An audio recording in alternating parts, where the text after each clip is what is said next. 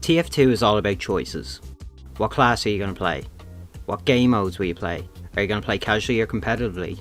Are you going to make your parents proud, or are you going to become a TF2 YouTuber? But among all these questions, there's one really important one. What weapon are you going to use? And it's a very important question, considering there's 160 weapons in TF2. This brings me to the problem I want to get at today.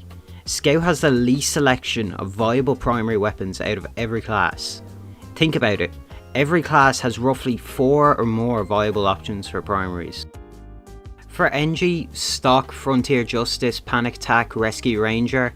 Heavy, stock, Tomislav, Natasha, Brass Beast. Even with Spy, with stock, the L'Étranger, the Ambi, the Diamondback, which I would argue is actually broken. Even if all of a class's primaries aren't amazing, they're still usable most of the time. But with Scout, 2 of his primaries are good and the others are practically useless. So I've got way too much time on my hands, so let's go over each of Scout's primaries.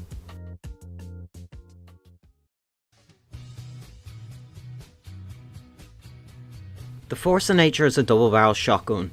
It's got 50% extra firing speed, knockback on target and shooter, 20% bullets on shot, minus 10% damage and a minus 66% clip size. I'm going to get this one out of the way because I feel very strongly about this. The Force of Nature is the most backwards weapon I've ever seen. You give a class that works best the closer he is to his enemy, a weapon that flings the enemy away, and that's supposed to be an upside. I genuinely do not understand what the fuck they were going for here. I think the main idea was extra mobility, but honestly at that point would you not just equip the Winger or the Atomizer? Not to mention, is there really any place you can reach with these that you can't just reach with a crouch jump? There are very little, if any. The only other reason you'd use this gun is for environmental kills, and at that point you're limiting yourself to a certain number of places on a certain number of maps. I know people like this gun, but I fucking hate this thing. It goes against everything Scout is about. Shit tier gun and Scout's worst primary. Whoever thought up this gun, I'm gonna break into Valve's office, I'm gonna put fucking drain cleaner in your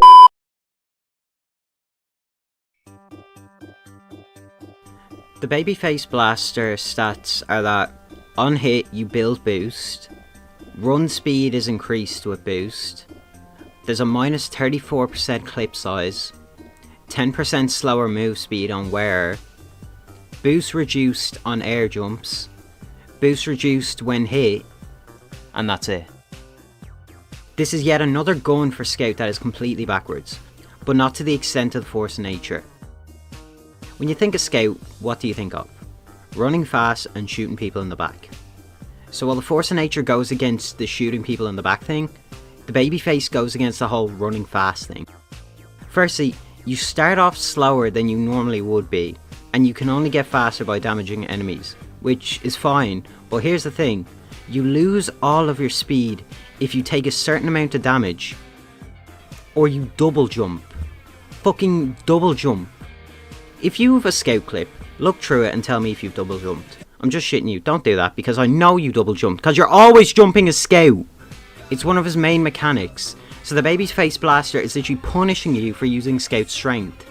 And to make that worse, when you take a small bit of chip damage, your speed shoots back down and leaves you slower than my nan with arthritis.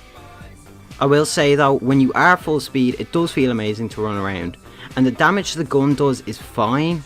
It will kill people, but like, just use the fucking scatter gun, it's so much better.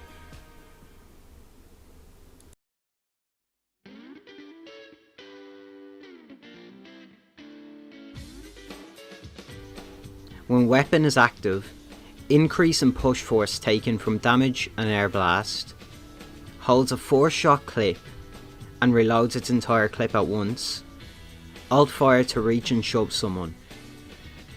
Alright, where do I start with this weapon? I guess we'll start with this gun's main gimmick out of the way, and that's the shove. It's fucking useless. Bin it, it's not needed. If you want environmental kills, switch to the Force of Nature. This literally has no use outside of MVM. I take it it's supposed to be a get out of my face tool since this gun doesn't work good up close, but it's even shit at that, so I don't know why it's added. Now for the actual gun, you've got a 4-shot clip, and each shot has 4 pellets, which is already giving you less DPS than a normal scattergun. When you actually use this weapon, you're forced to play more mid-range, but the damage you put out doesn't actually warrant you using this over the stock. You feel like you're sitting behind the front line, peppering people with chip damage, hoping you get a kill. And when you're not doing that, 1v1s feel so much longer. With the time it takes to kill someone with this, you probably could have killed them 2-3 times with the stock scattergun. The only reason I'd use this gun if you want to stay back and play more supportive, but at that point, just play a fucking support class. Now I am ranking this over the Babyface, and although I think the Babyface is a better gun, it's nowhere near as annoying to play with, since you're not losing your speed every 2 seconds. But it is super ineffective in basically every situation, except for 2. Destroying sentries, and if you get crits, then it's fucking great.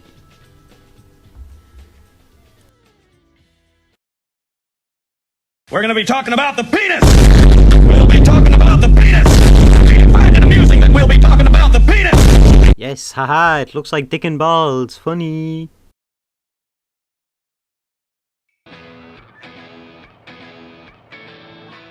Mini crits targets when fired at their back from close range.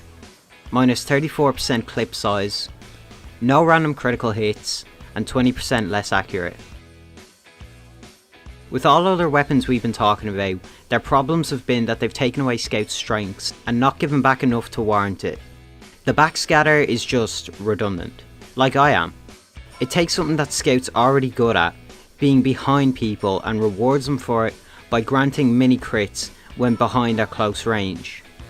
But here's the thing, when you're that close up, you already 2-shot a lot of classes, but with the Backscatter you're still gonna 2-shot them.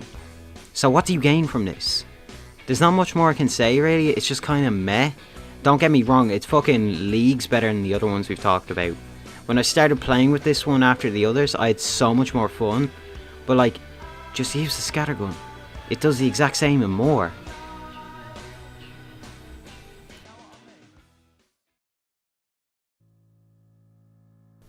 And now we're finally on to the good guns. Now these are the 2 big boys, the stock and the soda popper, and there's actually a debate about which is better. Let's start with the soda popper because in my opinion, stock is better, so I'm going to rank it below stock. The stats for this weapon are plus 50% firing speed, 25% reload time, on hit builds hype, minus 66% clip size. When the hype meter is full, alt fire to activate hype mode from multiple mid-air jumps. This weapon reloads its entire clip at once. Now since I'm slightly biased, I think it's best to hand over the section to someone who knows the soda popper inside and out. So I've got Jazzy here to say what he likes about the soda popper. The soda popper. You got a soda attached to the barrel and it goes pop-pop. What is so great about the soda popper? Why do people even use this thing? Well, genius, they read the stats. People tend to stay away from this weapon as they got a lower clip size, which is fair, but the upsides overshadow the downsides by a long shot. Faster reload and firing speed, and it has a build meter that fills whenever you do damage. At max boost, you can start spamming spacebar for liftoff. You can fly! This boost can make classes like Soldier and Demo useless or helpless in this specific scenario, as most players rely on shooting the ground for splash damage and only goes for range shots as a last resort, and they are difficult to land, making it harder to hit you. What's so great about the soda popper is the firing speed. If you get close and hit both of your shots, you can kill most classes in one burst. It can develop a need of a different playstyle depending on the situation, a more hit and run tactic. Kill a person, run behind cover, and peek back in whenever you're reloaded. And when you got the boost, you can even improvise, not really needing cover to reload. You can jump around, dodging bullets and rockets, reload it and burst your next shots. And again, this might make the reload sound annoying, but you got a faster reload speed, so the reload isn't even that long. Reasons why the scattergun is preferred, as it allows mistakes and are better for sustained fights. You got 6 bullets in your chamber. Missing 1 is that big of a deal, as you got 5 more, and those are plenty enough to get the job done. If you beep shots with a soda popper, you're probably not getting the kill. You're probably not gonna get that, as you require both of the shots to connect to kill the players you're fighting. And missing a shot needing to reload is enough to give them an upper edge, a window of opportunity to kill you before you kill them. If you got the aim, got the precision, soda popper is a 1v1 master.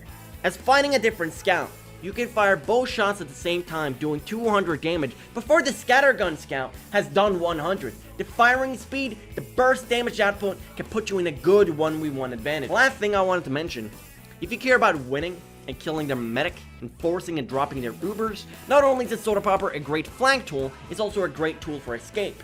A medic with a 100% Uber charge can change the outcome of games. Getting behind the medic, getting the first shot on the medic with a scattergun gives the medic enough time to react as it pops the Uber before you secure the kill. But some would say that's great. You force Uber and now they're wasting it and not getting a lot of value from it.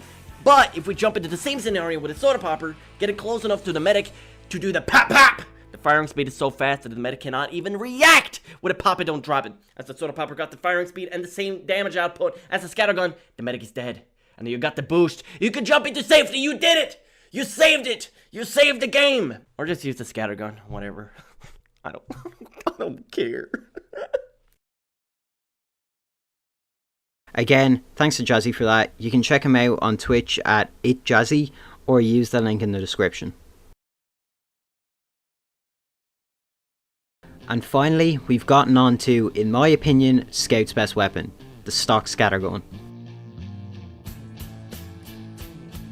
The stock scattergun shoots 10 pellets per shot, with each pellet doing a base damage of 6, and there's 6 shots in the gun. There's nothing particularly special about the gun, but everything about it just works so perfectly for the Scout. The 6 shots give you room for error, since obviously you can't be as good as me, not Sam G. Div 6 Highlander sub and Executioner 1 in comp mode. Banny, 1v1 me, I'll wreck your shit. Anyway, the damage the gun does is made for Scout, unlike the short stock. It rewards you for getting up close and personal with your enemies, and unlike the Force of Nature, it doesn't fling your enemy to fucking Indonesia.